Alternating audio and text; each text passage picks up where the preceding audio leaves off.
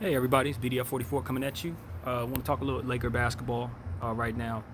Uh, so I'm just playing the PlayStation as I always do. Of course, I've had some time to sit with the roster a little bit, the Laker roster, and the one thing that I can honestly say that I love the most about this team right now is that there's always someone on the floor that's huge and can stop shots from being comfortably shot. JaVale McGee, Boogie Cousins, Anthony Davis, LeBron James, Kyle Kuzma. These guys are all long. Taylor Horton Tucker, I believe is his name. All long arm dudes, all dudes. Danny Green. The thing about Danny Green that people don't really talk too much about is I don't know about last year. I got to look at his numbers, but I'd have to assume that he's still the same player, so his numbers hadn't changed too much, but I have to look at them. But when he was with the Spurs, one of the things that he brought to the team was shot blocking. That's what made him a unicorn in a way in his own right, because not only was he a really, really solid shooter, solid swingman, solid slasher, guy that you can count on to play some defense, but he blocked shots like a center. You know, I think he averaged in one season. I think he averaged a block shot. Like you're talking about a guy who's only about 6'6", 6'7", and isn't particularly long, but he finds a way to use his body to contest shots and send them the other way. So when you look at this Laker team, JaVale McGee, Boogie Cousins, again, Anthony Davis, Talon, Danny Green, and some of the other guys that we have as well, like KCP, who's going to play some defense for us, Avery Bradley, who's made a name for himself playing defense and was one of the best on-ball defenders in the league in his prime. We have some defensive-minded guys. Dudley, he plays defense. I just can't wait to see what the Lakers are able to do defensively, because a lot of people are writing us off because obviously the Clippers have a fantastic defensive unit on paper. But what I've learned is that what we bring to the table in terms of defense is just size, man. Lots and lots of size. And rebounding is going to be something that we should excel in as well. I don't think there's going to be too many teams in this league that are going to out-rebound this Lakers squad. I just don't. I really don't. And I know Kyle Kuzma can get better in that area. That is not his strength. But when you're talking about Anthony Davis, LeBron James, JaVale McGee's not particularly a rebounder, but you can consider, again, who he's next to. I don't see in many opportunities for us to not get rebounds. We're going to out-rebound a lot of teams. And another thing I like about this squad is in out-rebounding teams, we also have enough speed within our size, guys who can run the floor, who are very tall and very big, that allows us to get out on the break. We're not going to be rendered to one half of the court playing half-court basketball all the time. We don't have to. With Anthony Davis, LeBron James, and Kyle Kuzma, all three can run the floor obviously extremely well. So, that's one thing that I'm starting to really, really gain some confidence in terms of our squad.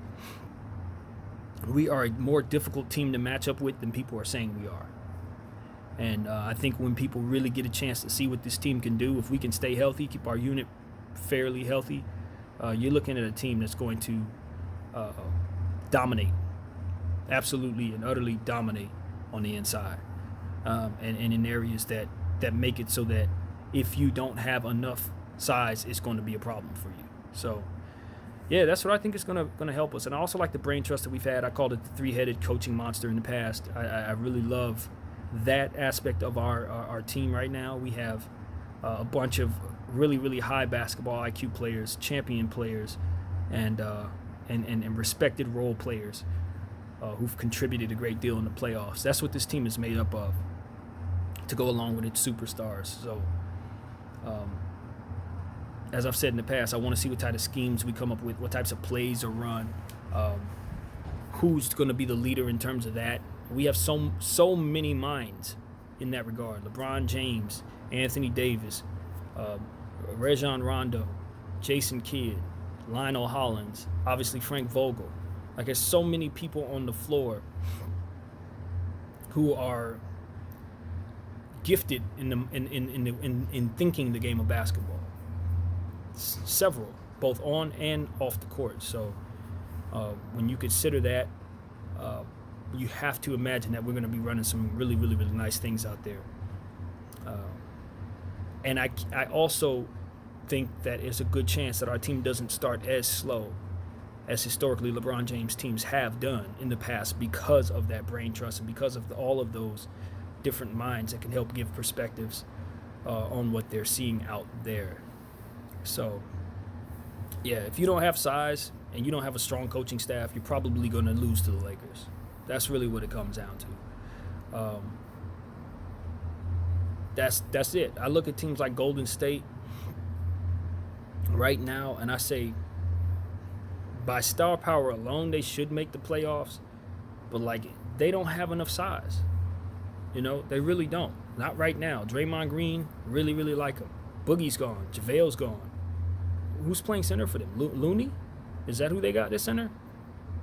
Not in love with that. Not in love with that at all. Now I look at teams that people are ignoring, like Phoenix, Dallas, you know, and obviously not Utah, not Denver. You're not ignoring those two teams, but those are teams with big men, with size, with shooters around them. I think all four of those teams have a chance to step up. Minnesota has a chance to step up. All these teams with centers, you gotta pay attention to these squads because they have what they need to match up with some of these teams with centers. So that's something I think the Lakers are gonna have to pay attention to, is just making sure that all of our big men remain healthy, because they're gonna have legitimate competition each and every night in the Western Conference. It's no joke out here as it pertains to this big man position right now. I know we're coming out of the guard-oriented culture that we've had for the past 15 years or so. It's been guard-oriented, but I think this is the beginning. Maybe even this year is the beginning of the return of the big man. Like, if you don't have one, you're not going to probably win. I'm curious about how Dame and CJ are going to incorporate Whiteside into what they do and how that works with Nurkic when he comes back from injury. I don't know how far along he is in his recovery, but that was an extremely bad injury. So getting Whiteside was not a bad idea. I'm just not certain they can coexist. But that's size you have to deal with. Dame is not lacking a center. That's basically what I'm getting at. For those who think the Portland Trailblazers are the team that's going to take a back seat in this thing, I don't see it. I think they're going to be right there in the mix. Houston with Clint Capella, it's going to be a lot on Houston. Houston has to find a power forward. I've said that several times on these videos. I don't like their fit to begin with, but I would love their chances a lot more if they were able to get a reasonable stretch four combination with athleticism and defensive shot blocking prowess. Get them a 4, and I think they'll really be able to have something to say about this thing. Without one, I think they make the playoffs, obviously. You know, I'm not a fool.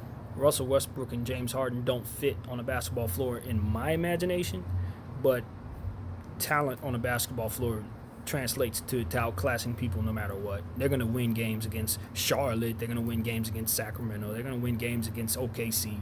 They're going to be games for them to just win no matter how they're playing, just because of their superstar talent. But when it comes down to a 7-game series and you're scheming, I think the one thing that they're missing is somebody who can stretch the floor from the 4 spot. Clint Capella's not stretching the 4. Their small forward position, I don't know what's going on with that. Eric Gordon obviously shooting the ball. Obviously James Harden and Russell Westbrook, but they don't have anybody in that 4 spot that can draw players away from Westbrook and Harden. They're going to be, I think this is what I'm trying to say, is if they had a stretch 4, there would be opportunities for them both to not have the ball in their hands and for things to still be created while they're on the floor. I don't think without a stretch 4 that Russell Westbrook and James Harden are going to be on the floor together without one of them having the ball. That's a problem. I think that's what it comes down to for me. What I want for that team, if I'm the GM, what they're lacking right now is somebody who can just draw attention away from those guys, so they can both figure out how to comfortably run off the ball with one another. If they're deferring to one another and it's a back and forth type of thing, which it looks like it's going to have to be with a little bit of Eric Gordon sprinkled in, what you're going to have is teams being able to narrow in on how to defend them. You know what I mean? Especially Russell Westbrook, being that he doesn't stretch the floor. But if you have particularly a four-man, a big guy, a Rasheed Wallace type. If they had somebody like that can just fall out of the sky, that you could put down there, what he would do is create them opportunities for those guys to not be involved in the offense, and he could put up some shots, and that way you can use him as a decoy threat for both of them. That's what they need, somebody to draw attention off of them. So yeah, that's why I don't think the Rockets are going to work, because from a schematic standpoint, I just can't envision it working. They just don't have the pieces that will make it so that two dominant basketball players can work. You got to get real creative when you have things like that going on. You got to find ways of devising strategies that can allow them to both be themselves and practice not being themselves, so that when they when it comes playoff time, they're not so predictable. So that if I'm Daryl Morey, that should be my entire focus. Just getting a third player that can create from the 4 spot. But yeah, that's what I wanted to say. I want to talk a little Lakers, got into a little Rockets, but got into some other teams as well. But at the end of the day, I'm very excited about the season, and I think this is, it's going to be as good as advertised. I don't expect any fall-offs. Praying for no injuries, no major injuries. We're tired of injuries. Basketball gods, hook us up with a season where everybody's healthy, and yeah, it should be exciting. Hope you all are enjoying your day. Thanks for watching. Thanks for paying attention to what I have going on over here, and I'll continue to remain consistent. Also, make sure you follow your boy on Apple Music. I'm trying to get this playlist curation thing off the ground. Hopefully I can get a job with somebody, Spotify, something, or what have you, and then do what it is that I'm passionate about doing, which is putting songs together and making a cohesive playlist for you all. So go check out what I have if you like music that black folks would like. I guess you could say I have black eardrums, but I try to dabble in other things as well here and there, so you'll find something you like. But yeah, BDF44 at Apple Music, man. Check me out. Thanks, everybody. Peace.